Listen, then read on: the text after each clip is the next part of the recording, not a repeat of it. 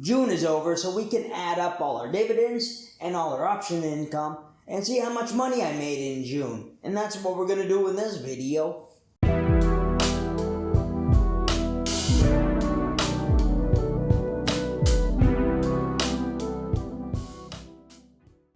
I don't like to make these videos too often because I don't know if people really get that much value out of it. Like, dividends, growing your dividends is going to take a long time to do, and then option income, that's kind of standard, and you kind of want your option income to be steady, and it'll take years of adding money and compounding dividends to get some like real progress. So you don't see much difference in your dividends and your option income.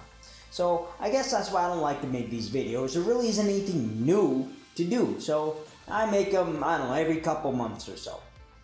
And so let's go ahead and look at these dividends. We had, 9 different dividend payouts this month. So it was a pretty good payout that way. First off, we had Sprott. This is like the gold and silver kind of asset firm. They invest in gold and silver. They provide the ETFs, and then they fund mining operations. They paid out $20.36. Southern Company, the utility, paid out $26.21. Chevron $37.92.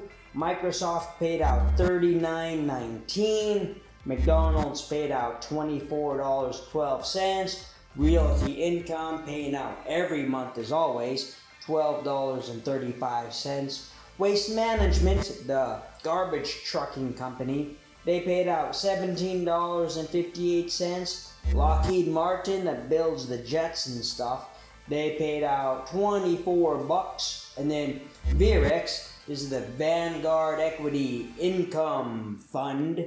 This is in an old retirement account I have, and I just keep it in this little, all the money from the old retirement account in this VEIRX. I think it'd be a little easier just to keep it there than having to roll it over because it has, some Roth contributions and some traditional contributions. A little extra headache to get that rolled over. So altogether, I made $243.01 in dividends this month. Not bad.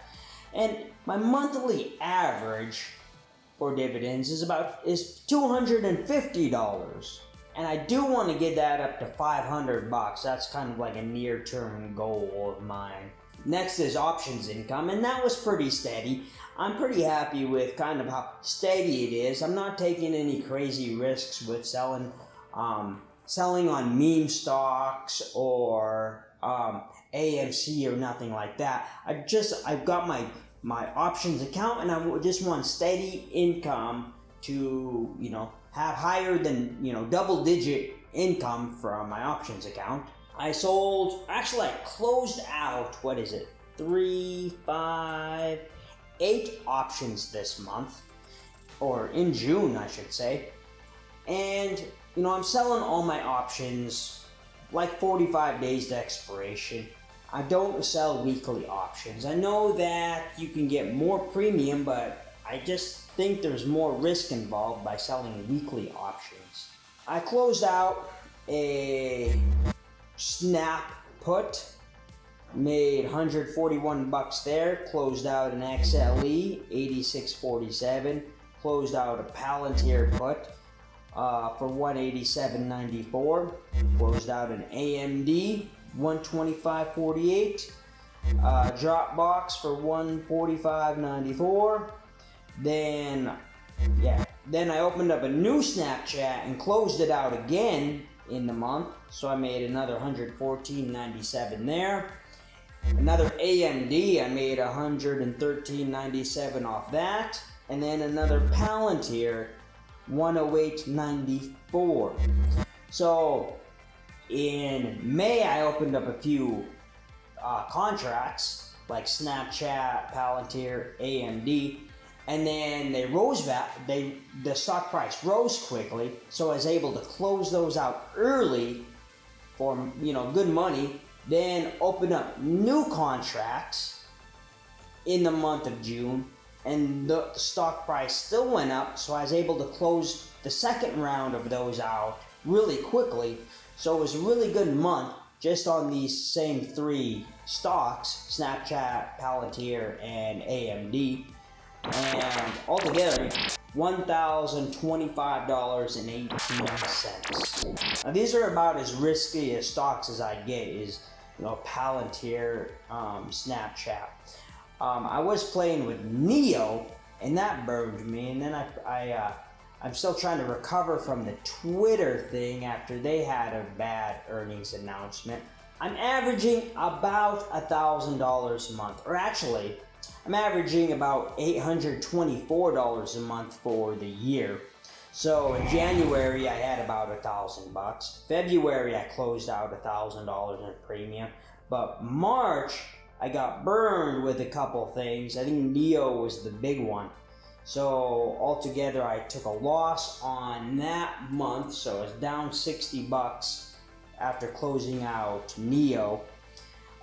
April, $1,000 in premium. May, I think I got burned a little bit on, was it Twitter? But I still walked away with $790. And in June, this month, $1,025. Now the way I kind of count for this is I don't count the premium for anything unless it's already closed out. I sell the put, and I don't count that money until I close that put, or if it does get assigned, until those shares get called away from me again. That's how I account for the premium, and it's not my money until one of those two things happen. I either get it, the put expires worthless or bought to close, or it gets assigned and then eventually the shares get called away from me. So we just look here on my little spreadsheet. The pink ones are the ones that were closed out in June, and the blue ones are options that I still have open right now. So I'm still rolling an Intel, rolling a Twitter, and then I have a Walgreens open, GDX, the gold miner ETF, XLE is open, a Wheaton Precious Metals is open, another Palantir, Snapchat, and Dropbox are all open right now. That brings my total income from dividends and options to $1,275.32. Not bad for this month, and I like to keep that going, keep investing and bring up my dividend income. I want to get that up to about $500 a month on average, because I think that's a good benchmark for when dividends get to take over.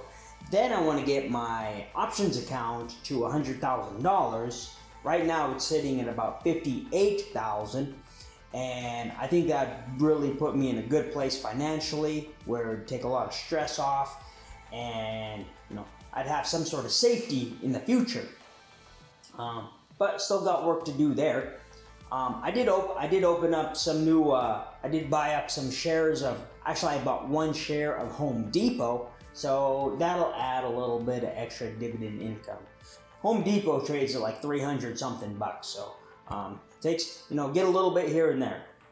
Alright, I think that's all I got for this video. Hope you enjoy it. Hope you get something out of it. Go ahead and like the video. If you're still watching, subscribe to the channel if you haven't subscribed to the channel yet. And then I want you to go have a good day, alright? Justin up.